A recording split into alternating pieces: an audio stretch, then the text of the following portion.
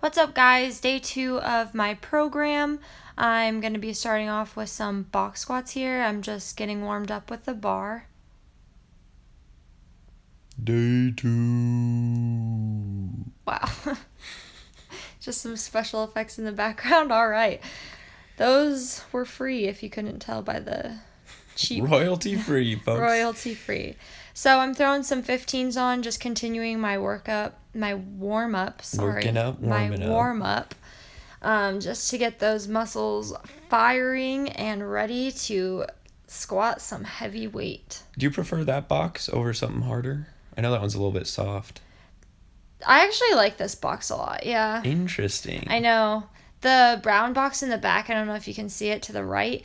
It's just a solid wood plyo. Yeah, it just kind of like cuts my legs. That's true. It will. Honestly, it is a little bit high probably for you. Yeah. When you're box squatting, you ideally want something like just below your knee when you're standing.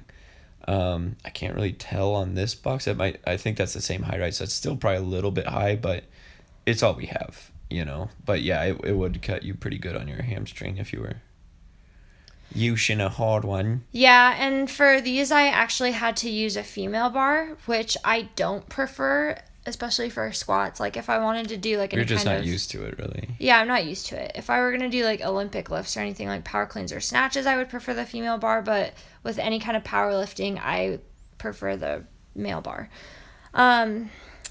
Yeah, 155. This was feeling pretty good for me.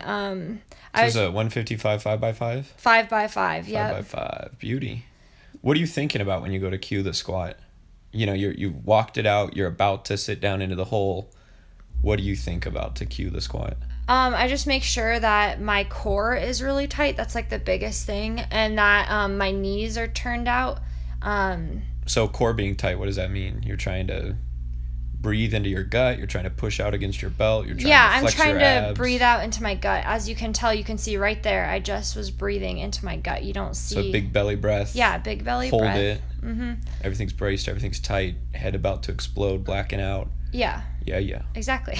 And then you're down on the ground. You see there, you sat down a little bit fast. Yeah. And it almost made your hips rock back a little bit, and it was a little bit unstable, so it slowed the standing back up a little bit. That's something on the box squat that a lot of people, they do it on bench too, but they just drop down into it and try to like bounce off of the box or bounce the bar off their chest, and it ends up throwing off their tempo.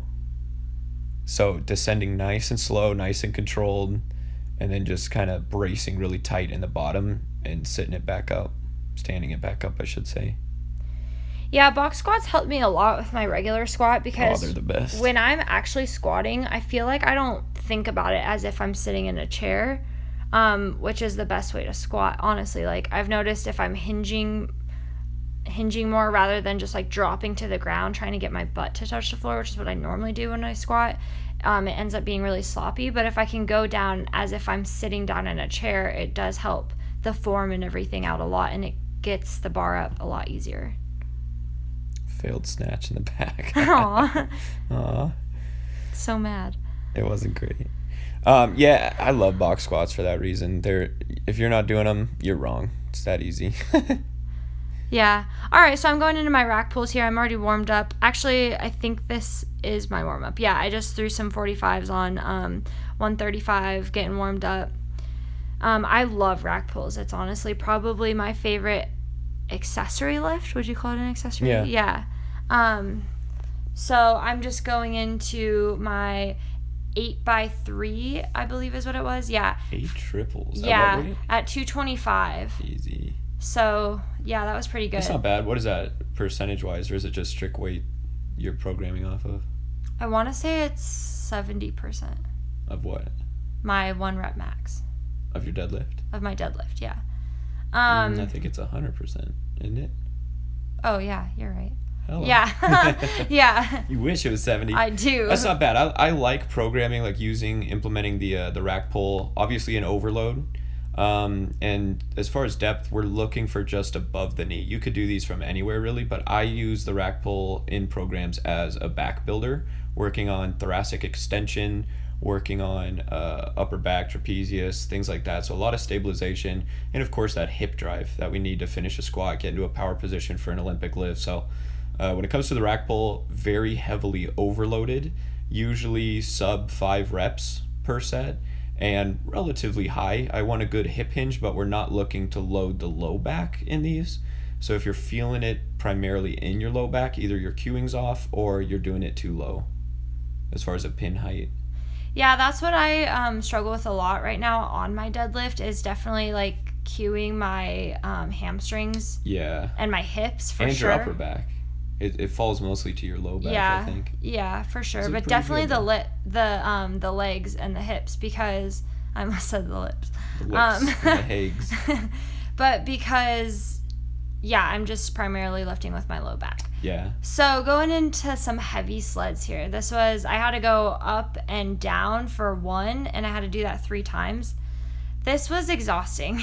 The sled always is, but the day before, day 1, it was just a sled sprint. So I didn't have any weight on there. It was just the sled. But for this one, it was heavy sled. So I did start off with a 45 on there, and then I did add a 25. I'm definitely burned out by the end of this. My legs are screaming at me. This is essentially, in programming, kind of takes the place of something like a lunge or a split squat. It's kind of a unilateral stressor working on hip, knee, and ankle flexion extension. So really, really good lift, and it helps a lot to have that core stabilization and just be working on applying force, into some sort of an object with your arms locked out. It's a full body. I mean, that's why it gasses people. So I use it for a little bit of conditioning, but it's fantastic to take place of something a little less stimulative, a little more boring. Being like just sitting there doing lunges with a dumbbell or something. This really works to integrate the core, just the full body. And I like to vary it, whether it's an explosive plyo and you're doing a sprint where you're all out, or here it's a little bit heavier, a little bit more methodical, kind of plodding, and it's really just breathing and bracing through the movement. Yeah, these are definitely my favorite because I can feel it, and I know that I have to push myself for it. It's not just something that I can just rep out real quick. Like, I really have to push myself to finish it. Okay, going into power cleans. You can see on these, the elbows come up a little bit late, and on the first rep at least, you took a little bit of a step forward out of it. All that means is that the bar's getting too far out in front of you and you're not quite catching all the way back in the front rack. And frankly, you're not even really hinging down. These are almost muscle cleans, right? Meaning you're not really hinging back down for the catch. You're catching very, very high. So I guarantee, if you, and I know we're not working out weightlifting for you, but I guarantee just watching this video, if you were able to dial in your technique a little bit more, you'd be power cleaning 115. 35 on each side, no problem. Yeah, the strength is there. I mean, it's just almost laughable how easy it is for you. Yeah, I'm not the best at power cleans at all. It's Right, not something that I it's not the focus goal. on. But Just trying to be explosive, yeah, trying to get a good front rack position at the top, to maintain that mobility and shoulder health. But it's funny how easy these are to where you're just picking it up and putting it in. You're not. Yeah, it's good. I mean, power cleans, even if you're not looking to compete in Olympic weightlifting, I mean, even in like collegiate sports and things, they'll still have their athletes do power cleans. There's so many benefits, and it's one of the best movements for explosive training. So my last exercise, I go into dumbbell press 4x8. Get your little shoulders looking all jacked and tan. Are they? Man. Okay. Got that little lat spread, some separation in the arms. Okay. You're gonna make them ladies start drooling. Wow. I hope so. I want to look like her. Wow. I'm getting there, I guess. Dumbbell press, I like it a lot. Now, do you like having the palms kind of face forward when you do this? Yeah. Yeah. You can do it anyway. You can do a neutral grip where the palms kind of face each other, kind of a 45. Your palms are almost facing out slightly at the very bottom, which is going to be more of your medial deltoid.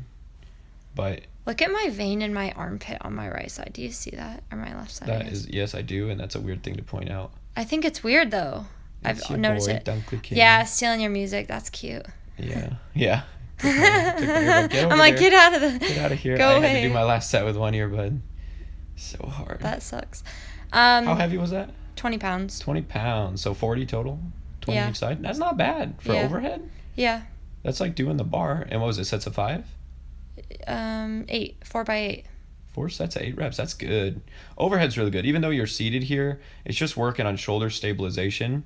And for females, doing a lot of overhead work gives them that look that they're going for more times than not. Yeah, this was a great workout, as always. I really love this program. It's pushing me, and I'm excited to keep throwing on some weight and getting stronger and just really dialing in my technique on everything. Quit looking at the camera, weirdo. You're just staring at the camera. I try to lift you. All right, guys. Well, thanks for watching. Go ahead and subscribe and like this video, and we'll be back for some more later.